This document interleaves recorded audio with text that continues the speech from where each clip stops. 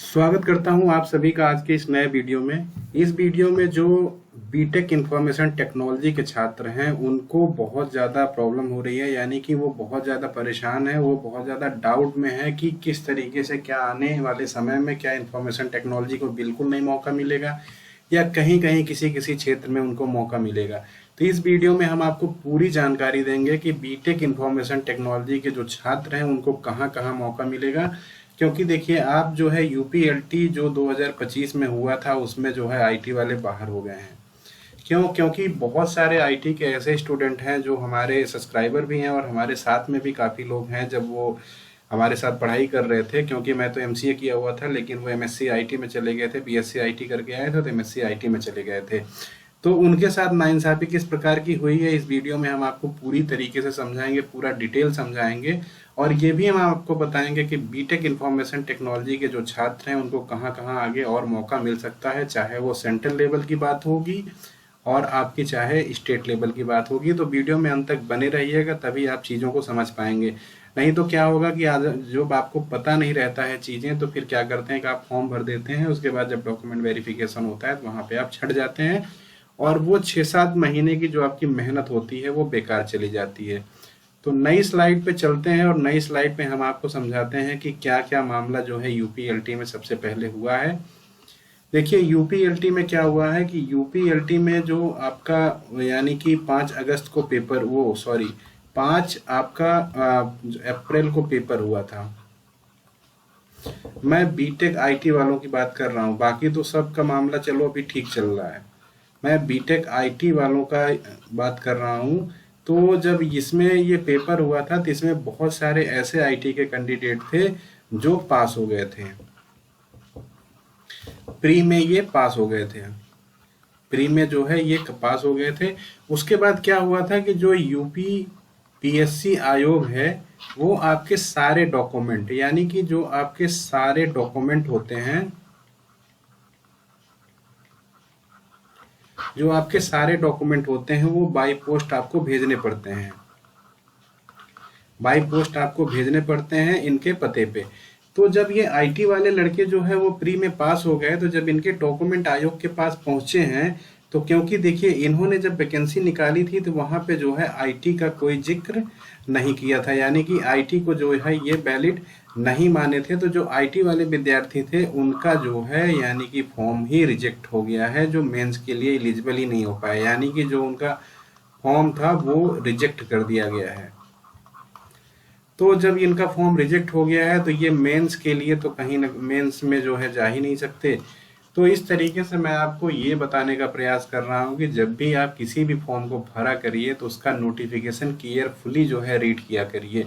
आयोग ने साफ बोल दिया था कि जो आईटी वाले हैं वो अलाउ नहीं है, तो इसलिए जो है आप प्री पास कर लिए, उसके बाद जब आपने सारे डॉक्यूमेंट को आपने जो है यूपीपीएससी आयोग को जो है बाई पोस्ट भेजा था तो वहाँ पे जो आईटी वाले बच्चे थे वो रिजेक्ट कर दिए गए हैं।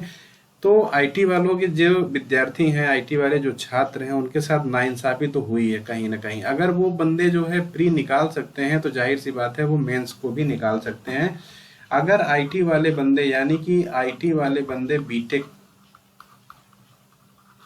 बीटेक आईटी वाले बंदे अगर प्री को निकाल सकते हैं तो वो मेंस को भी निकाल सकते हैं, इतना वो हौसला रखते हैं।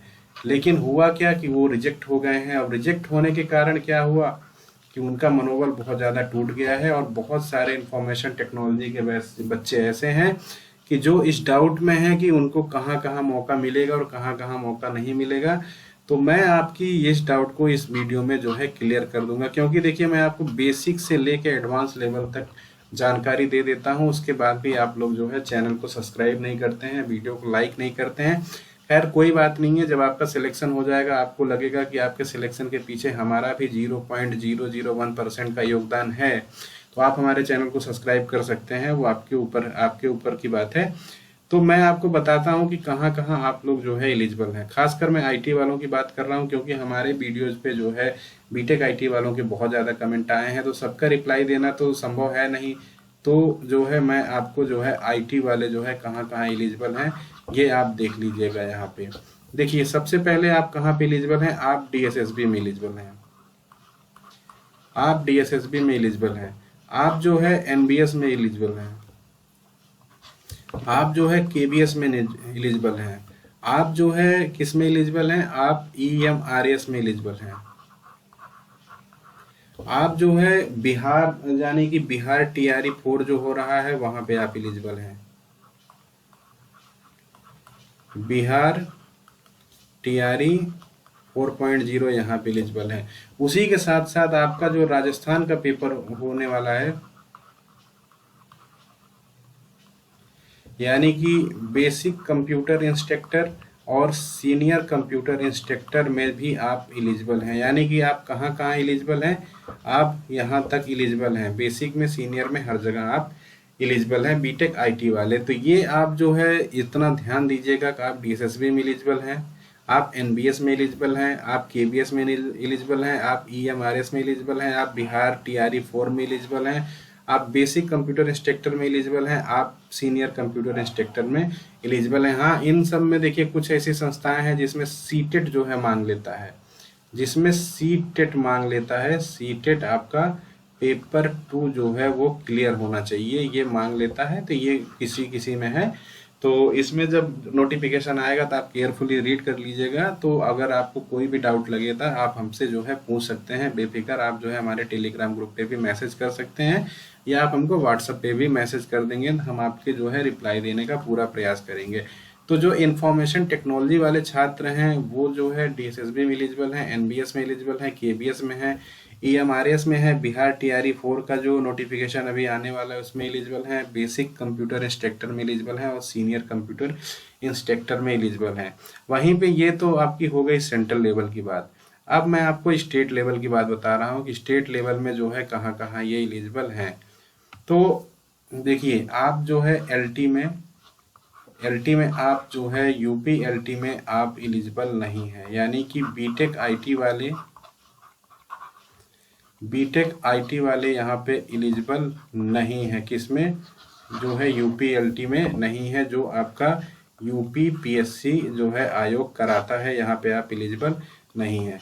तो इस चीज़ को ध्यान दीजिएगा, क्योंकि देखिए क्या है कि जब आयोग अपना नोटिफिकेशन निकालता है तो जब वहाँ पे आईटी वालों के लिए कोई जगह नहीं दिया है तो यहाँ पे फिर आप एलिजिबल नहीं होते। हाँ, इसका ये एक सोल्यूशन हो सकता है कि जो यूट्यूब पे बहुत सारे फेमस टीचर हैं और मान लीजिए सब लोग साथ में आके हाँ ये कहें, क्योंकि देखिए जो आईटी वाला बंदा होता है ना, जो आईटी वाला होता है वो भी वही पढ़ता है जो कंप्यूटर साइंस वाला पढ़ता है, जो कंप्यूटर साइंस वाला पढ़ता है वही इंफॉर्मेशन टेक्नोलॉजी वाला भी पढ़ता है।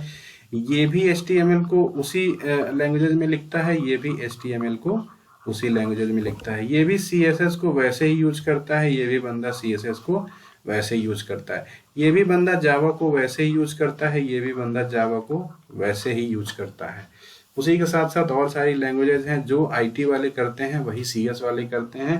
तो आयोग को ये समझना चाहिए कि जब सीएस वाले बंदे भी वही कर रहे हैं, यानी कि सीएस और आईटी ये दोनों बराबर है, कहाँ आप इसको ऊपर नीचे कर रहे हैं। हमको तो लगता है जो आयोग में बैठे हुए लोग हैं वो प्रॉपर नशा करके बैठते हैं, क्या उनको पता नहीं रहता है कि जो कंप्यूटर साइंस पढ़ा है वो भी एलिजिबल है, जो इन्फॉर्मेशन टेक्नोलॉजी को पढ़ा है वो भी एलिजिबल है।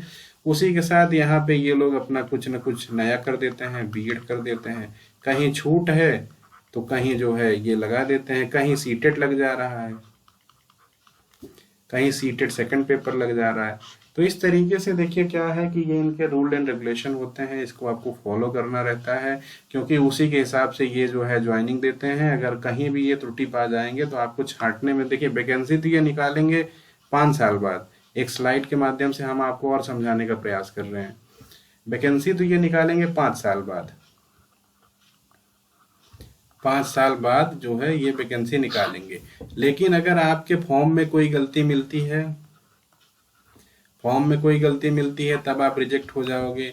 इनकी जो क्राइटेरिया है यानी कि एलिजिबिलिटी जो है, एलिजिबिलिटी में कोई अगर ये जो है कमी मिलती है आपके तो वहां से आपको रिजेक्ट कर देंगे। तो ये रिजेक्ट करने में ज़्यादा आगे हैं, क्योंकि ये लोग जो है जब आयोग में बैठते हैं तो ये हमको लगता है गांजा पी के बैठते हैं। तो ये वो नहीं देखते हैं कि हाँ अगर उसने भी आईटी वाला बंदा जो है वो भी जो है जो आपका वही चीज़ पढ़ा है जो सीएस वाला पढ़ा है। जैसे मान लीजिए यहाँ पे मान लीजिए आपने पाइथन सीखा है,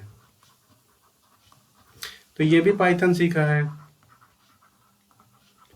आपने सी सीखा है, ये भी सी सीखा है, कोडिंग तो सेम रहती है। सी प्लस प्लस आपने सीखा है, सी प्लस प्लस इसने भी सीखा है। जावा आपने सीखा है, वही लैंग्वेजेस में जावा इसने भी सीखा है। तो इस तरीके से रहता है। लेकिन अब आयोग को क्या ही कहा जाए, वैसे तो ये सारी चीज़ें कहते हैं कि हम डिजिटलीकरण कर रहे हैं, अपना कंपेयर चाइना से करते हैं, अमेरिका से करते हैं, रसिया से करते हैं।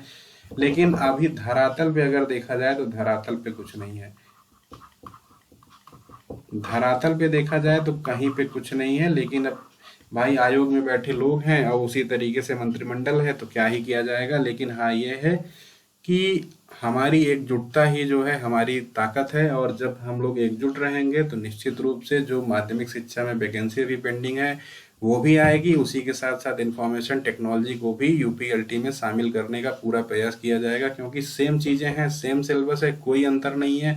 ये सारी चीज़ें आईटी वाले भी वही पढ़ते हैं, सीएस वाले भी वही पढ़ते हैं, तो कोई अंतर नहीं है। तो आयोग को भी ये चाहिए कि जो है जब आपका डीएसएसबी, केवीएस, एनबीएस, ईएमआरएस, उसी के साथ साथ आपका जो है बिहार में जब आपका आईटी एलिजिबल है, उसके बाद राजस्थान में जब आईटी एलिजिबल है, तो यूपी में क्यों नहीं आईटी एलिजिबल है। इस बात को थोड़ा गंभीरता से आयोग को सोचने की जरूरत है। और छात्रों को भी, जो इंफॉर्मेशन टेक्नोलॉजी के बैकग्राउंड के छात्र हैं, उनको भी एकजुट होने की जरूरत है। और एकजुट होने के बाद अपनी आवाज़ उठाने की जरूरत है। हम लोग आपके आवाज़ को और बढ़ा सकते हैं और लोगों तक पहुंचा सकते हैं, लेकिन वहां पे सक्रिय भूमिका आप ही लोगों की थोड़ी सी रहेगी। हम लोग एक माध्यम बन सकते हैं कि आप लोगों के धरने को, आप लोगों के, और जो भी आप लोग नेतृत्व धरना देंगे उसमें हम लोग नेतृत्व कर सकते हैं, आपको प्रॉपर गाइड कर सकते हैं, सारी चीज़ें कर सकते हैं।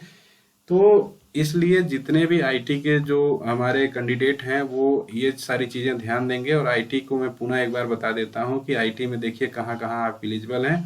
तो इस वाली स्लाइड पे जो है आपको सारी चीज़ें समझ में आ जाएंगी। डीएसएसबी में, एनबीएस में, केवीएस में, ईएमआरएस में, बिहार टीआरई 4 में, उसके बाद राजस्थान के बेसिक कंप्यूटर इंस्ट्रक्टर में और सीनियर कंप्यूटर इंस्ट्रक्टर में आप एलिजिबल हैं। तो ये सारे जो फॉर्म आएंगे इसको आप भरिएगा। निश्चित रूप से आप भी वही चीज़ें पढ़े हैं तो आपके साथ नाइंसाफ़ी नहीं होने देंगे। और प्रयास रहेगा कि यूपीएलटी यानी कि जो अक्टूबर में वैकेंसी आने की प्रबल संभावना है, वो उसमें जो है अब जो नई वैकेंसी आ रही है यूपीएलटी कंप्यूटर साइंस की, जो अक्टूबर में आने की प्रबल संभावना मानी जा रही है, क्योंकि शासन को भेज दिया गया है और शासन से जब हरी झंडी मिल जाएगी तो आपके पास तक वो चीज़ें आ जाएंगी। तो वहाँ हो सकता है कि आईटी के साथ कोई थोड़ा नरम, जैसे नरम तरीके से पेश आया जाए। तो ये आज की जानकारी थी। अपने जो इंफॉर्मेशन टेक्नोलॉजी के जो साथी हैं उनके साथ आप शेयर किया करिए। कोई भी डाउट हो तो आप हमारे टेलीग्राम पे जुड़ के आप हमसे सवाल कर सकते हैं। हम आपको जो है रिप्लाई देने का पूरा प्रयास करेंगे और आपके सारे डाउट क्लियर कर देंगे। परिवार से जुड़ने के लिए आप सभी का बहुत बहुत धन्यवाद। आप अपनी तैयारी अच्छे से करिए और निश्चित रूप से 2026 में अपनी एक सरकारी सीट को पक्की कर लीजिए।